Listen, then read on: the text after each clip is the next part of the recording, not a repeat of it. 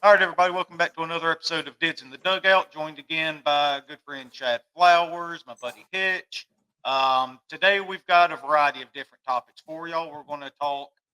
We'll do our gambling recap, and then we will go on from there. Talk about college football playoff rankings. The potential chaos in the top four, different scenarios for championship Saturday, and how that affects not only the playoffs but the New York Six Access Bowls, and then where Ole Miss is looking to get as far as the bowl destination goes.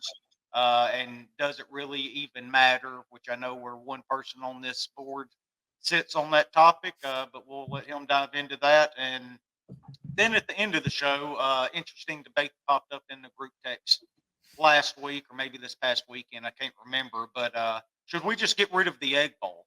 And I was kind of blown away by that, but I figure we'll just go ahead and talk about it, and I'll tell Hitch why he's wrong on that when we get to it. So before we get started, though, big shout out and thank you to Rhythm, who has sponsored this show all year long. It's been a lot of fun working with them, and I'm constantly using them still, even though football season's over. College basketball season has started, so build models for it, tracking a couple or three different models for college basketball right now. Got two where I've got enough data on it. I feel comfortable enough betting. Another one I'm still gathering data on. So big thank you to Rhythm. If y'all hadn't tried them yet, go download the app. It's spelled RITHMM. Download, and you can try it for free for 14 days. So y'all go try it out. It's been a lot of fun using them, and more than anything, just kind of tinkering around with it too, using different stats and different analytics to build different kind of models, see how they can all shake out. So it's been a lot of fun just messing with them. So thanks again to them, and look forward to keep working with them in the future as we continue the show throughout the whatever couple weeks are left in this year, a few weeks, and on into next year too. So thanks again to Rhythm. So, guys, how we doing today, Chad? I know you were in town for Thanksgiving. Got to see you for a minute. I assume you made it safely. Made it home safe. It's been a good week, especially considering, anytime you can win a competition against, marginal opponents, it feels good to know that the talent, the work that I did really paid off. And you correct me if I'm wrong. I Bleav I finished in the green, if I'm not mistaken. You did end up And I finishing. was the only one that did that, correct? You were the only one that did that. Yeah, Hitch was really bitten by the 0-6 burger he put up in Man. 13. I don't think anybody else. I don't know that anybody else did that all year. I didn't look. I would have to go back and look, but I know for sure I did a couple 1 and 5s. I mean, shit, I ended up minus 16.85 units. I had some steam. I really, started out pretty hot there. I had about as good. I had about as good as the first week as you could have. 4-1 to bookend it back here with the worst week you could have. 0-6. Yeah. It was a tough one. But now none of us had a really good week 13. Like you really had your opportunity to come up and snatch this thing from Chad here. I went 2-4, Chad went 2-4, and you went 0-6. So that minus 6.5 units takes you down to minus 7.8 for the year. Chad's minus 3.51 took him down to positive 0.43. So he was barely in the green. So don't in the green. You don't have to qualify that. I was in the green. Don't qualify. And then my 2-4 minus 2.3 unit week ends my incredibly impressive season. I told you at the very beginning of the show that you can either make a lot of money or lose a lot of money with us. It's depending on how you play. I'm actually the only one that lived up to that billing, because if you told me all year, you would have been up 16.85 units. So wow, eat it. Yeah, and if we didn't have that damn plus money play, I would have had it much better, because I think I only got one of those right since we incorporated that. So if we didn't have the plus money plays, you'd have been a lot better. And if I would have switched every one of my picks, I would have been a lot better. Or if you just didn't perform, you would have done really good. Yeah. So maybe just been the moderator. That's a good point. That's what it was. Yeah.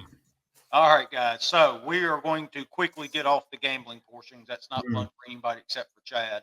College football playoff rankings have come out.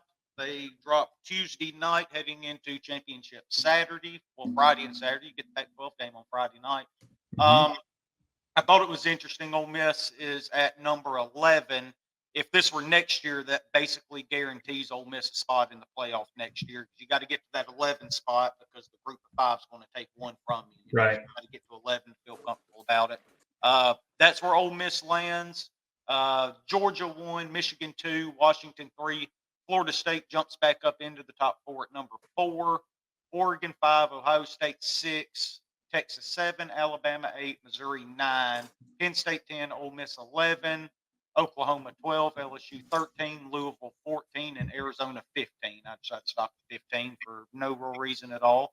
I kind of thought it was interesting with the Michigan beating Ohio State, and they were still ahead of Texas and Alabama. What do you guys think of that? I think I would give Ohio State still the nod because I think they've played a tougher schedule and they've beaten, they beat Penn State. They have, they play Michigan really close, and Michigan has dominated everybody that they've played. So I was okay with that. Texas played with their food a few times this year, came close to losing. Alabama has had ups and downs. So no, I think that's fair to put Ohio State right there. Yeah, I think I would actually put Alabama ahead of Texas, but I get why Texas is ahead of Alabama there. I think Alabama's playing much better football now and over the past couple of weeks than they were playing in the beginning of the year, and I think that matters. But yeah, I agree with what Chad said. Ohio State, did enough on Saturday against Michigan to. I don't think they should have been leapfrogged by another one-loss team. Yeah, and look, also them being there at 6 and Texas 7, Alabama at 8. Ohio State's not playing this weekend. Texas and Alabama are. If they're going to win conference championships, then they're going to end up jumping them anyway. Ohio State's kind of there as a placeholder for now. These teams have the ability to end up jumping them and getting ahead of them anyway. So I guess really in hindsight, it doesn't really matter. I just thought that was kind of interesting. The one part that really matters to Ole Miss fans that I think they have totally wrong: Missouri 9, Penn State 10, and Ole Miss 11. I think Ole Miss clearly has the better resumes of those three teams. We have a higher strength of schedule, we have a higher strength of record, and we have more ranked wins than those two teams as well. Do y'all kind of see it the same way there? Do y'all think we should be above those two? I don't see it as a clear. I could go either way with Missouri and us. Personally, I don't think that we've played very well the last few weeks. We haven't. We beat Mississippi State by 10 points. We beat Auburn by 7? We beat Arkansas by 7. These are not good teams. No. And we beat Louisiana Monroe, who's also not a good team, and we beat them bad. Okay, we're supposed to do that. Yes, a really bad first half. Yeah, we beat LSU. Missouri lost to LSU. Okay, that's fine. We got our ass kicked by Georgia. They played Georgia probably closer than anybody has this year. Yes, we now beat Georgia didn't have Brock Bowers, and they did have him against us too. Like that's another true. thing you can throw in there. That's true. We beat Tulane on the road, but we also beat their second string quarterback on the road. They beat Kansas State at home. I think that they're playing better. They beat a decent Tennessee team really, really bad. They are trending higher than we are right now. You could say the full, we lost to an Alabama team that was at its lowest, right? We should have beat Alabama because they were the worst. They were at their worst when we lost to them. So I'm okay with it. I think it's a coin flip either way. I don't think that it is an egregious error. I could argue with Penn State because I don't think Penn State's really done anything. But Missouri, I don't have any issue with us being right there neck and neck. Yeah. No, I agree. I mean, I don't have as much to say as Chad, but I agree that it's 50-50. Yeah. A coin flip there, and I think they're playing better football than we are right now. Yeah, I definitely think we should be above Penn State. I don't think there's any argument there. I mean, I'll listen to the Missouri argument. I still think we should be ranked ahead of them just when you look at like I said, strength of schedule, strength of record, and overall top 25 wins. We have the clear edge in all three of those. But, whatever. But Penn State, I think their only big win, if I'm not mistaken, is Iowa, who, look, they play the hell out of defense, but, I mean, they can't That's score. it. I mean, it's absolutely insane. They went 10-2, averaging 18 points a game. Yeah, that's wild. That's wild that you're even able to do that. It's not the 18 points. And they are that blown punt return touchdown that they called back away from being 11-1. Yeah, With 18 points a game. I mean, that's just insane how good they've been. So, I think you said this earlier, Dids. Who plays this Saturday? Georgia, Alabama. Yeah, but of the top four, I guess. Of the top four. Florida State, Michigan. Yeah, everybody plays. Everybody plays. Okay. Yeah, Washington plays tomorrow. And you got Washington and Oregon tomorrow on Friday, and then Saturday you get Georgia, Alabama, Florida State, and Louisville, Michigan and Iowa, Texas and Oklahoma State, I Bleav, is who they're ending up playing. And then you've got a game that's kind of important for Ole Miss. We kind of need Tulane to go ahead and win their conference to kind of bolster that win, keep that up to let them go on and finish 12-1 or whatever it's going to end up being, conference champion. That just looks a little better on the resume when you have that road win, even though they didn't have Michael Pratt during that game. So that's kind of one game I'll definitely be watching though. This Saturday's that Tulane game. See how that plays out. Well, I mean, if the top four win, they're in. There's no doubt. It's no question. If the top four win, it's no question they're in. Yeah, okay, that's where I was going to go next because I think this is what's fun with Florida is that the top four is not all going to win. That would be too cute in a bow, right? So that's where I was going. So ranking them, I think. Probably Michigan has the least chance of losing to Iowa. Florida State has the next least chance to Louisville, and then probably Washington, and then Georgia. I don't know about those two. I would flip up. I think Washington is the greatest. I think Washington's going to lose. I think they're going to lose to Oregon. I don't know. I think Florida State, and I think Florida State has a real shot at getting beat by Louisville this week. Yeah. Oh, really? Okay. They haven't looked the same since Jordan Travis went out, and that's what I thought was interesting. What I was going to ask you guys about next.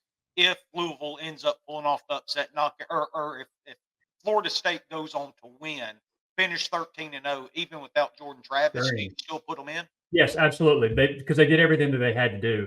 And it's funny that we're talking about the Jordan Travis injury and we're giving such, we're knocking them down for a quarterback in his first start of the year struggling in the swamp. Right? Yeah. Florida's not who they have been in the past, right? They were not good this year, but it's still a rivalry game. They are who they thought they'd be. Okay. It's a rivalry game. It's a night game. It's in the swamp. And he took a little while to get going. Okay, I think most quarterbacks thrown in that situation are not going to just pick the ball and start slinging it around the field. If Florida State wins, they're in because they're 13-0. They have pretty good wins. They beat Clemson. They beat LSU. Even without their starting quarterback, they will be in the top four. They'll be fourth because of Travis. That's where you affect it, right? You affect it with the ranking, but you cannot take them out of the top four if they win this weekend. You cannot do it. No, I mean he didn't turn the ball over. 12 for 25 for 134. You can't Did you say a freshman? Did you say I didn't say I didn't know. No, I don't think he's a freshman. Okay. No, he's a transfer. He transferred in. But I do tend to agree with you, Chad, because I think it's a terrible precedent set to say that you've gone at that point they were going to go 11-0 by the time Jordan Travis ended up getting hurt that night. So, you lose him, you win one game with your backup quarterback, win a conference championship game, but because you lose one guy, you're not allowed to play for a national championship. It takes the entire team out of it for no particular reason. It's what you do throughout the entire year, which is kind of circling back here with the Texas thing. Another reason that as long as Texas keeps winning, I don't think you can put Alabama ahead of them either, No, you because can't. they played head to head. They went Yep. to Tuscaloosa and they beat them. I agree, Yeah. Alabama's playing better right now. I think they're the better football team, but you can't take head to head matchups in the Nope. season and just completely throw it out the window when it comes playoff time. In and say, "No, Tuscaloosa. They this." beat them in Tuscaloosa, Yeah. too. That Yeah. has to count for something. And back to Florida State real quick. And I've already lost my train of thought, so we can just go on with our next point. So that's cool. Good job, Sean. Okay. So Hitch, if Texas and Alabama both win, do you still think Alabama should jump Texas right there? Because I think it's interesting, because then you're going to be saying Alabama now has a win over Georgia on that resume too, as opposed to Texas beating Oklahoma State, who I think is a pretty good team. But with the recency of it happening and that being all the way back in week 2 or 3 when they play head to head, do you think the committee will take that into account, or do you think they'll go ahead and jump them? Now, I think they should. I don't think that they will jump them. I think they should take it into account. But, I mean, saying what I said about I could see Alabama ahead of Texas, again, I hate this so much, agreeing with Chad. But everything he said there, I mean, they went to Tuscaloosa. They beat Alabama in Tuscaloosa. What more can you ask from a Texas team to stay ahead of the team that they went to their building and beat, right? Like, so, Yep. No. Man, there are some very interesting scenarios that can happen. Oh, I know. And this year more than any is the perfect reason why we need the 12-team playoff, right? Because you need the season to matter when you're talking about Texas and Alabama. But I also don't think if you polled 100 college football fans that actually watch a bunch of college football like we do, I would say 70% of them, 75% would say that Alabama is a better team right now than Texas. And so if you were to have this playoff, then they would be able to decide it when they're playing better, as opposed, because back then, Milroe was an absolute mess at quarterback. He ends up getting benched the very next week, going into the USF game, and they really struggled down there before the Rebels roll into town. Wish they would have rolled with Simpson and those guys one more week, but Milroe kind of figured some things out in Tuscaloosa that night, and he really hadn't looked back. He's been incredible ever since. I would, and back to this, if Texas and Alabama both win on Saturday, I think we've said this point a few times. Texas has to be, because even if we're looking at the head-to-head, even if you take that out, I still think Texas's season has arguably been more impressive than Alabama's. Right? Yes, they have a win against Georgia, but you negate that by saying Texas beat Alabama. Texas destroyed Texas Tech. They beat a good Kansas State team. Yes, they lost to Oklahoma, but they've got just as many impressive wins as Alabama in a down SEC. I would think that if Texas wins and Georgia loses, Texas would be in, because they have done more this season than Alabama has. That's the way I would look at it. Yeah, and just kind of piggybacking off the down SEC thing, I don't know if it's more of a compliment of how dominant the SEC has been, but how down can you be when you have 5 of the top 13 ranked teams? Yeah, I don't think there's a lot of great teams this season. I think no, there wasn't that. There was Georgia, who was clearly above everybody else, and then Alabama separated themselves as the year went on, and then you've got this conglomerate, middle of the pack, Missouri, Ole Miss, and LSU for that third tier, if you want to call it. You made the perfect point. If this is the year we needed the 12-team playoff. Oh yeah, have to have it. Yeah. So good this year. If Alabama. You said Washington and Oregon play tomorrow night. Correct. Yeah. Right. Friday so night. it'll be a lot clearer after that. Whoever wins that game, is in. Yeah. And whoever loses that game is definitely out. Absolutely. Yeah, 100%. So it'll be that's going to be after that. Yeah, that's a national championship quarterfinal in every way. 100%. Win and you're in that one. If Alabama were to beat Georgia, and then we've got the winner of the Oregon Mhm. Washington game in. Say Michigan wins, well, they're automatically in. Mhm. Florida State's in with the win. That's Mhm. what we've been talking about. If Alabama beats Georgia, is Texas your fourth team and the SEC gets completely left out of this thing? Yeah, I think so, because then you start looking at Georgia's strength of schedule. What have they done? Nothing. Right. So yeah, I think that you have to. I think you have to go with Texas because Texas has some impressive wins. They lost a neutral site game against a heated rival. I don't think many people are going to fault somebody for doing that On the last play of the game. on the last play of the game. So absolutely 100%. Georgia has played. They've played two teams, two teams in the top 12, us and Missouri. They beat them both. Both at home. Yeah, they destroyed one of them. So, I don't think that Georgia has enough on their resume to say, we need the benefit of the doubt. You can't look at past seasons. Yeah, and I just think it would be so wild the last year of this playoff if the SEC were to be left out of it. Greg Sankey would lose his damn mind. Yeah, he would. Say that scenario again where the SEC gets left out. All right, so the winner of Oregon and Washington's in, so that's one spot, right? Michigan's in. Michigan beats Iowa, that's in. Florida State beats Louisville, that's the third one. Alabama beats Georgia, so Texas jumps up. Alabama doesn't have enough to jump Texas. Because of what we've been talking about, even though they're a 12-1 SEC champion up against a 12-1 Big 12 champion, but they met head-to-head and they lost at home too. Yep. Any other team not Texas, Alabama jumps, right? Mm-hmm. Right. And not just this year, right? I mean, another 12-1 team that's not the University of Texas. Let's say it is Texas. Let's say it's TCU last year. Oh yeah. Well, they've already proven that because they jumped. Right. Alabama.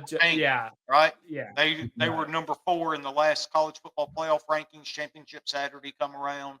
And by the time they come out with their new rankings after Championship Saturday, even though TCU didn't play the Big 12 champions, they didn't have a championship game back then. They dropped them from 4 to 6 and left them out of the playoffs at 14. And then the Rebels caught the brunt end of that ass whipping in Atlanta a few weeks later. I don't think there's the only scenario where I think there's an egregious omission would be if Florida State wins and gets left out. Any other scenario that we've discussed, while I may disagree with it, I'm not going to lose my mind. Well, I guess I would lose my mind if Texas wins and they get left out and Alabama jumps in. I would have a problem with that because of the I would too. Other than that would be the only other. And I think I would have a bigger problem with that than I would with Florida State getting left out undefeated. Like if you're giving me those two scenarios, I mean, I would hate both of them. I don't agree with either one of them. I think I would be more upset with Florida State, and here's why. Now, I remember that point that I lost my train of thought on because that's what I was trying to do. I was trying to get you back to Florida State over here. It's not the best matchups, right? It's not about finding the best matchups. It's the 4 most deserving teams based on what they did during the regular season. If Florida State goes 13-0, they're a top 4 team. Yeah, and the thing is, I think that's the way it should be, but that's not the way it's worded. That's the real problem. It's worded as the 4 best teams. The College Football Playoff Committee chair actually came out. It was either Tuesday or Wednesday after the rankings come out, and said that they take injuries into account. They take current personnel into account on these teams, which I think is bullshit. I don't think they should be able And to you know what that tells me? That is ESPN saying, hey, this is the wording we're going to use because we want the 4 best matchups for ratings. Because we need to sell this. That's it, because it's going to make more money. Absolutely. That's exactly what it is. But let me see. So I'm about to go completely new. I got a question. Well, before you do, hold on. Go ahead. Do y'all hear that? Is that just I think there's somebody outside my window mowing my yard. Okay, gotcha, no problem. I just want to make sure it wasn't me. So I think it's a crazy scenario, but I think one that could actually happen is if Georgia, Washington, Florida State lose, Michigan beats Iowa, right? So now, and that's not nuclear, right? I mean, I think that's a scenario that might happen. Of the Oregon, Ohio State, Texas, Alabama, Missouri, Penn State, Ole Miss, who now moves into those 3 spots? All right, I'll throw it at first. So if Florida State loses, they're out. That's the easy choice. That helps the committee because they don't have to deal with that. All right. So if Washington loses, Oregon's in. Oregon's in. Oregon's absolutely in because of their quality of their season. Oregon is in. So Michigan, did you say Michigan loses? No, Michigan wins. Michigan is the team that wins. So Oregon and Michigan are in. All right. So now you said that Alabama wins, Texas loses, and so Texas wins, right? What did you say? No, I didn't say anything past the first 4. Yeah. I just said Georgia, Washington, and Florida State lose. So he's assuming everybody else wins after that. Right. Everybody wins their game after that. I would say that it would be Alabama, Texas, Oregon and Michigan. I think that's the way it has to be. And I think that's easy too. I don't even think there's any debate. I agree. Any of that. I think so too. I think after we kind of cut through all of the these people, I think you're absolutely right. That may be the easiest path. Yeah, right there. I think that is the easiest scenario. Other than everybody wins. Yeah. Sure. Well, yeah, but I think that's even easier because now they don't have to sit here and do this dog and pony show debate with Florida State. They would love for Louisville. Yes, 100%. It makes things a lot easier for them. Yeah, they want that to happen. So my nuclear scenario was basically everything that Hitch just said, except also Iowa's defense showing up one more time and springing the 3-0 upset over Michigan. Because then things get really hairy. You're talking, all right, obviously Alabama and Texas are in, and Oregon's in. Oregon. Those 3 teams won, right? So you got Oregon, Texas, and Alabama, and now you've got. Did Ohio State beat Penn State? Yes. Penn State's out. Penn State's done. Yeah. So Penn State's out. out, Penn State, now, Mizzou, and Ole Miss. But now, no, because You bring Georgia back in. either that or you go ahead and let Michigan go in, right? Because they're going to be ahead of Ohio State because of head-to-head. We're talking head-to-head being that important. So you're talking what is the more impressive resume between Georgia and Michigan at that point for the number 4 slot, which I think is incredibly interesting. I would say Michigan has the better resume because they beat Ohio State, they beat Penn State. Mm-hmm. I would go Michigan. I totally agree, but that would be absolutely nuts. But yeah, I think you're 100% right on that one thing, Chad. Saturday, the College Football Playoff Committee is the biggest Louisville Cardinal fans in the entire country. I mean, they're bigger fans than their own fans.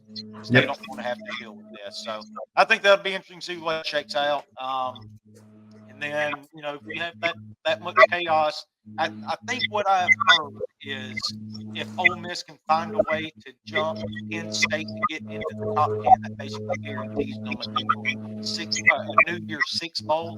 I don't know how all of that works out. That's just what I keep hearing people say. So I'll go ahead and go with that. I'll trust them on that. So let's jump real quick to the Ole Miss bowl destination. Kind of what are y'all thinking as far as what Ole Miss is looking at as far as bowl game goes? Do you think we get into an access, or do you think we're Citrus Bowl bound? I think it's the Cheez-It Bowl now. I think we're playing Iowa. Feeling the cheesiest. That's Okay. That's what I'm thinking. What's the total for that game? I would say it's still going to be 4. I would say 45.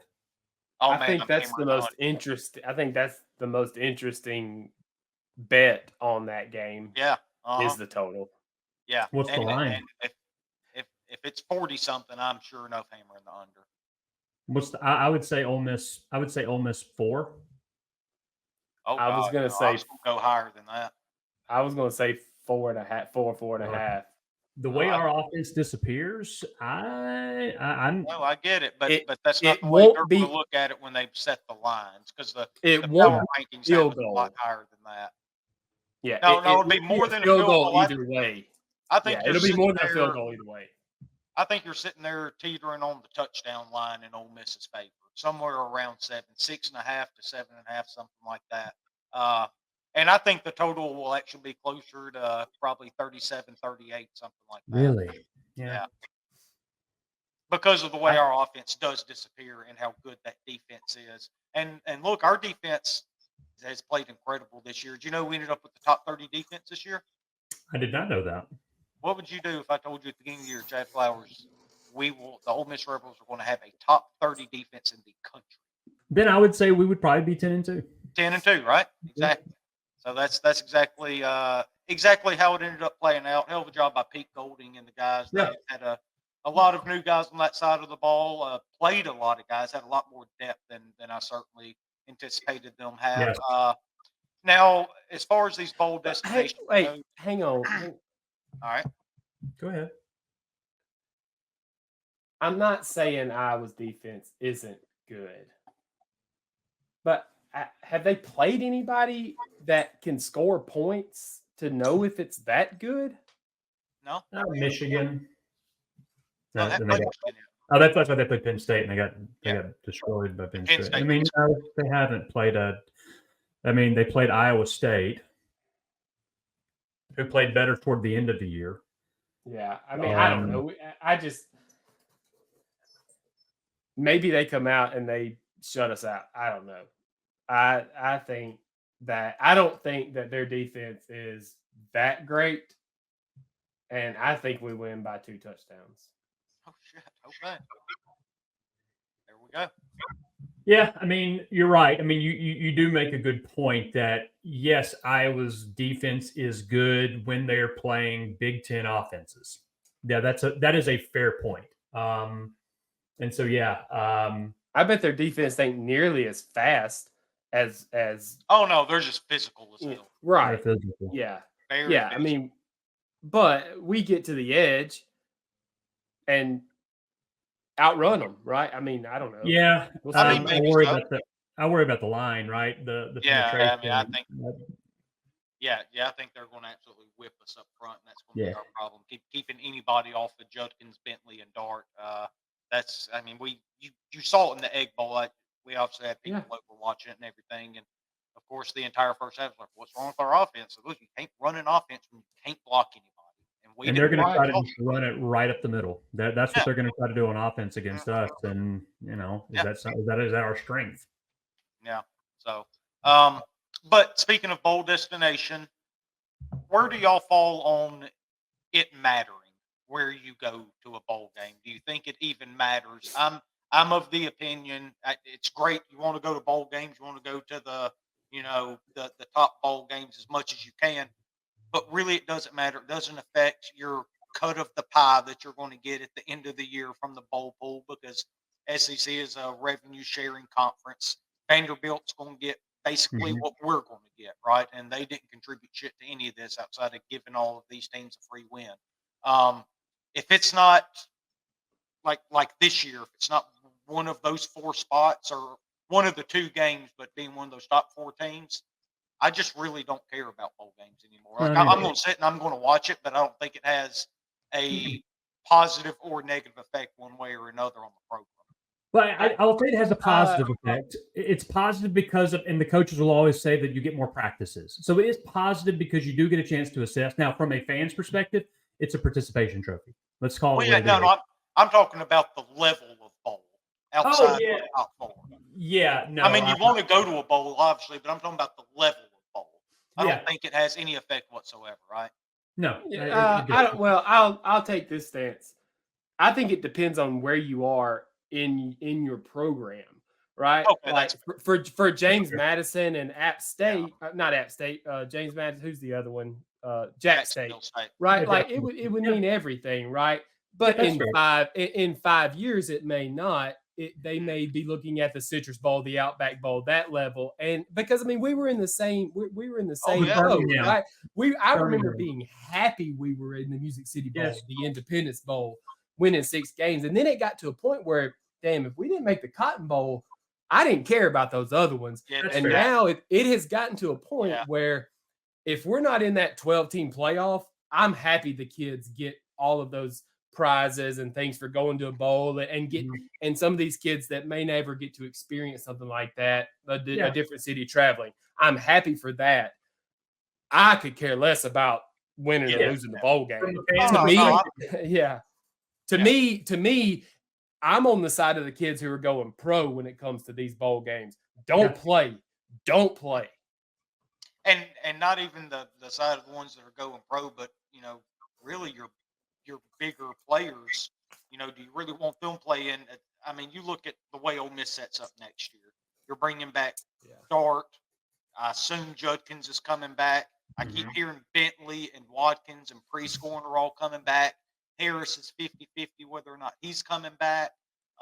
So you have all of these guys, and you're really setting yourself up. JJ McGee's just announced that he's coming back last year, which is a really huge deal for Ole Miss on that defensive front. But you would hate for them to have a serious injury too, right? Yeah, absolutely. In a game that doesn't matter. Correct. Yeah, it doesn't matter. Yeah. It's a recruiting opportunity, I guess. But then again, I mean, you throw it into your pitch, right? You're like, oh yeah, we've made 2 New Year's Six bowls in the last 3 years or whatever it is, right? But going forward with this new 12-team playoff, that's got to be your standard. Yes. No matter what. Yes. If it's not the 12-team playoff, I definitely don't give a shit. 100%. In any way whatsoever.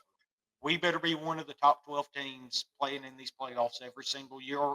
I say every single year. That's not relevant. Not going to make it every year, but 3 out of 5 years, we better be in the top 12, right? I mean, we better still have a chance once the end of October gets here. Yes, absolutely. And that's a testament to Lane Kiffin and those guys. The expectations have raised around here, and that's just kind of what we expect. We expect to win. We expect to be in these playoffs, and if you get in there, you let the Rebels get hot. We saw what happened in baseball, right? I mean, you can go on a little bit of a run here. So that's something I'm definitely looking forward to though next year. That 12-team playoff. So what we will end with here, it got brought to my attention this past weekend after the Egg Bowl that it is stupid and should be discontinued, and we should no longer play the Egg Bowl or Mississippi State football ever again. What do you think of that, Chad? I vehemently disagree, but I would like the person that made this statement to state his or her reasoning for that statement. I would like the statement read verbatim because I don't think it was that. Well, no, it was that 100%. Quote. I don't think it should be our biggest rivalry. Like, stop doing it on Thanksgiving. Like, don't make it appointment television, I guess. I don't know. They're in a different place in the program than we are. Right now, Right now, like maybe it. All right, I'll tell you what.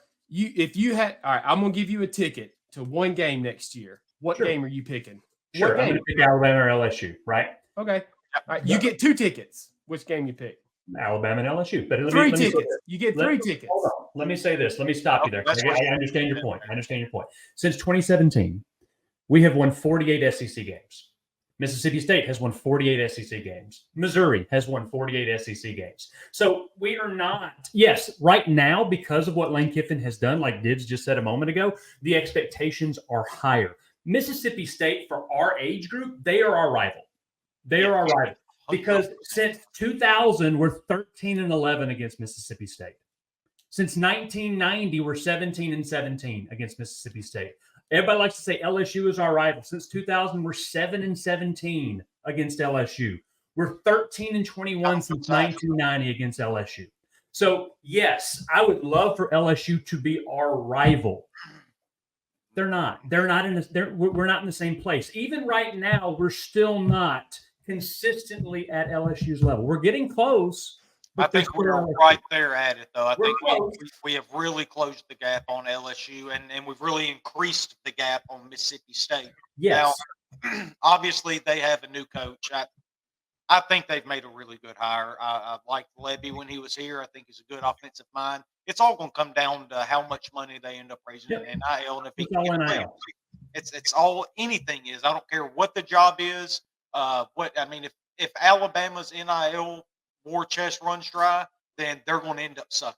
That's If just there the was way a college in Thaxton, Mississippi that had NIL money, people are coming to Thaxton, Mississippi. 100%.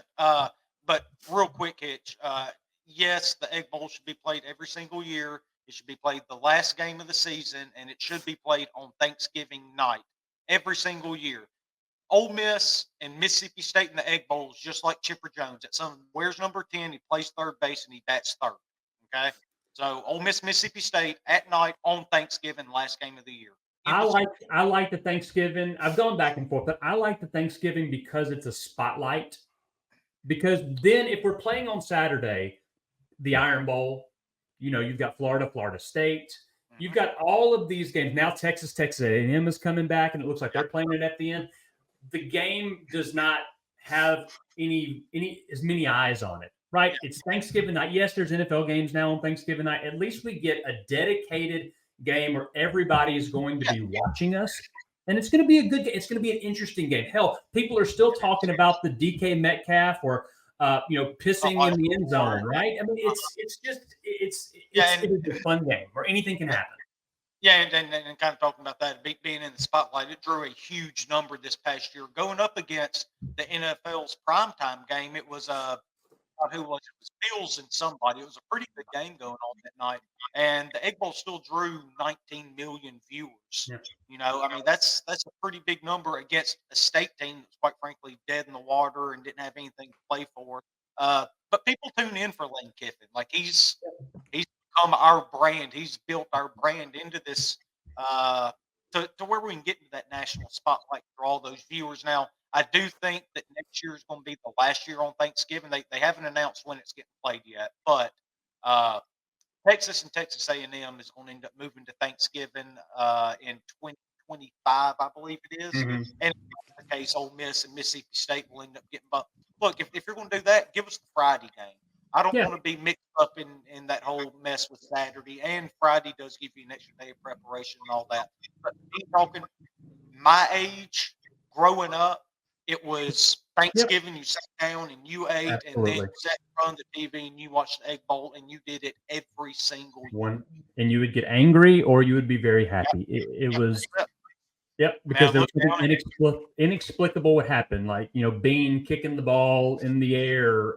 Where state, I mean, it's just so many wild stories that I have from my childhood with that game. And I remember sitting down watching that. I guess it was 97, 98, whatever the Corey Peterson 2-point conversion was, and we're in the living room at our old house we grew up in over there across the lake, and when Corey Peterson catches that 2-point conversion, I look up and Jack Bones done jumped out of his chair and he's on his knees just scooting across that carpet. He gets up and it looks like somebody took a damn razor blade from his shins to his kneecaps. Some suckers were redder than hell, but that's something I won't ever forget at 10 years old, right? And but that was our tradition, Thanksgiving night. And if I'm not saying any of y'all are, maybe some of our listeners can kind of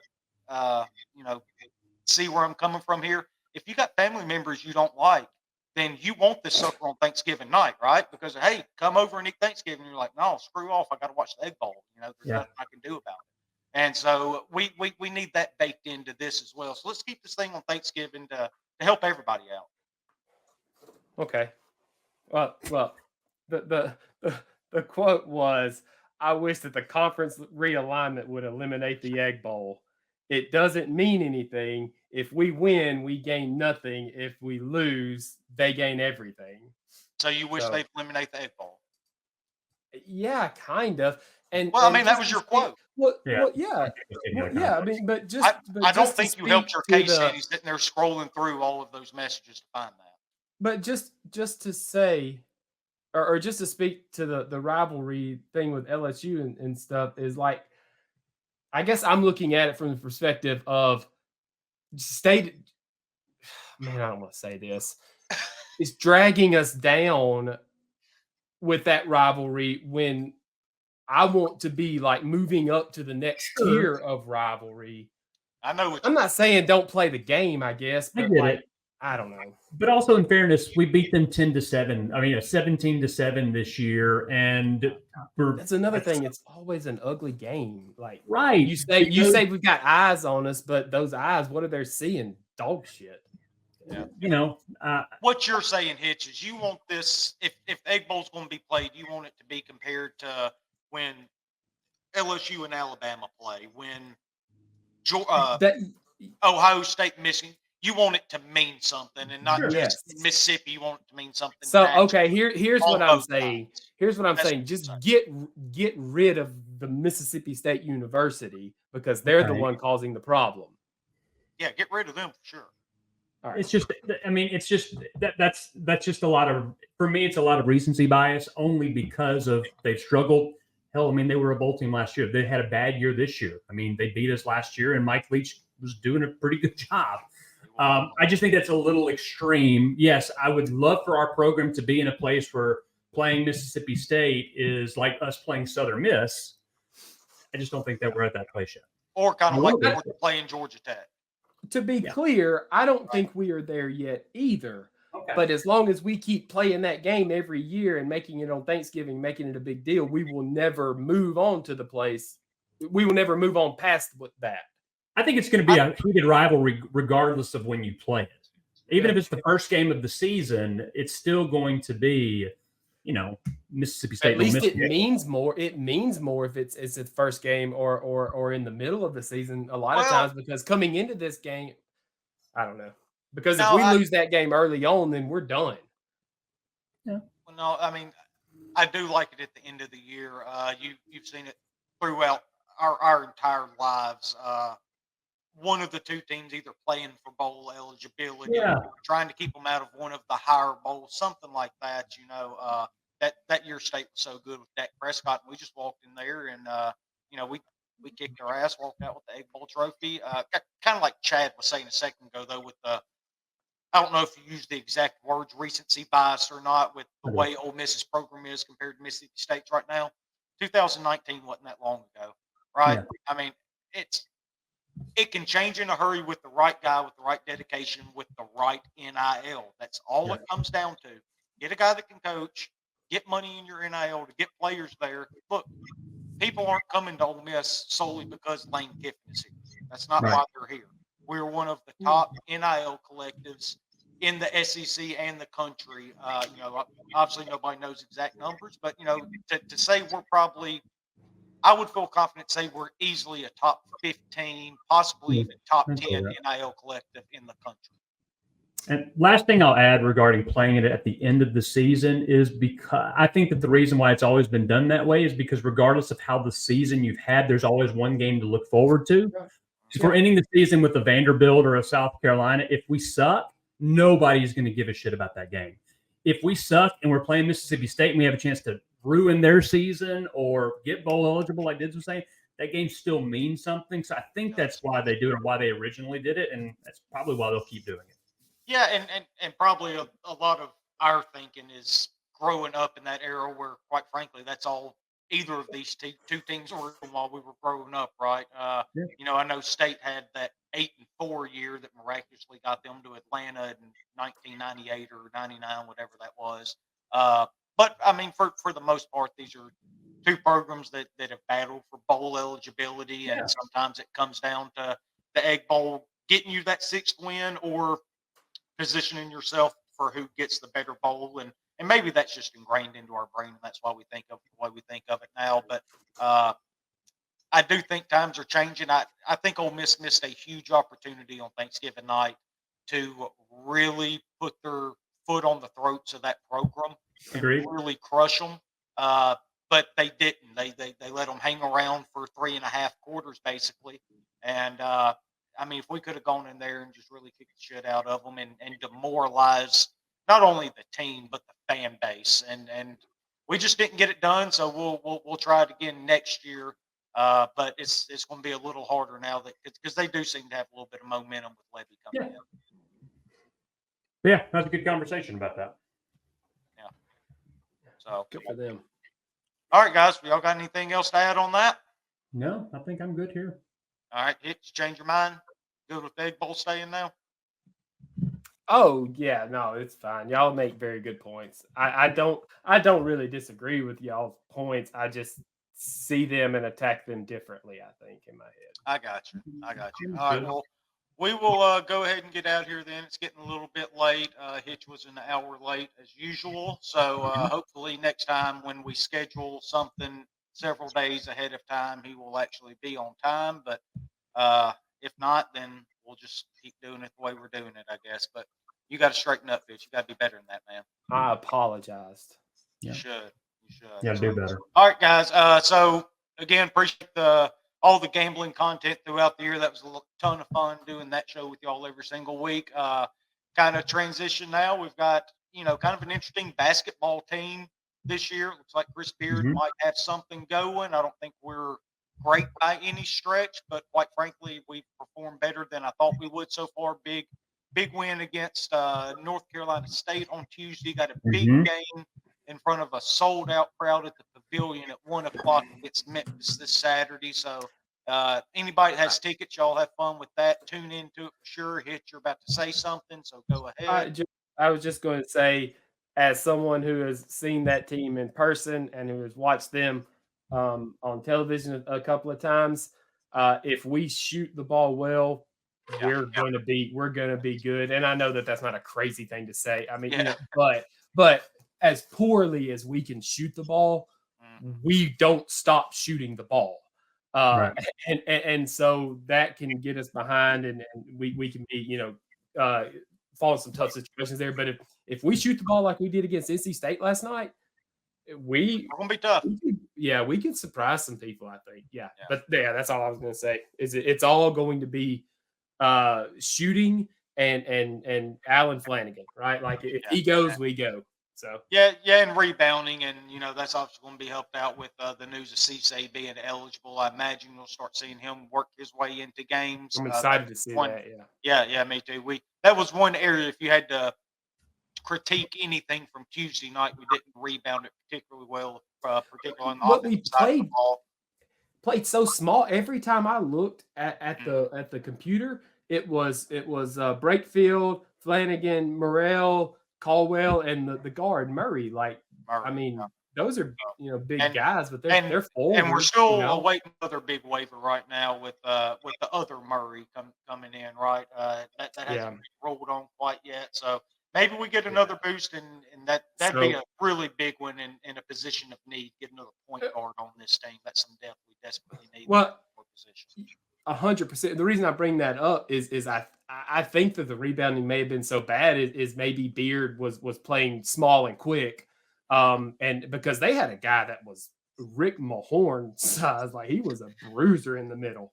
I don't know. Maybe Beard just planned that we weren't going to get a bunch of rebounds Tuesday night, so let's play small and quick and try to outrun them. But it worked. I don't know. I know I didn't come into the show expecting a Rick Mahorn reference. That's for sure. So I do appreciate that. But we'll be back with you. I'm sure we will, plan another show, maybe talk a little bit of basketball. We're not far away from baseball starting back up. I'm sure they'll be, they're going to be getting off campus with Christmas break here coming up. They got finals here in a couple weeks, but then come back in January and, they'll get back on campus and, you're basically month and a half away from the season at that point. So that'll be really exciting. A lot of good stuff we can bring to y'all, basketball and baseball wise. So we're excited to do that. And again, I appreciate y'all joining me every single week, and we'll do it again here soon. Enjoy it, guys. Talk to you later. Bye. See y'all. Bye.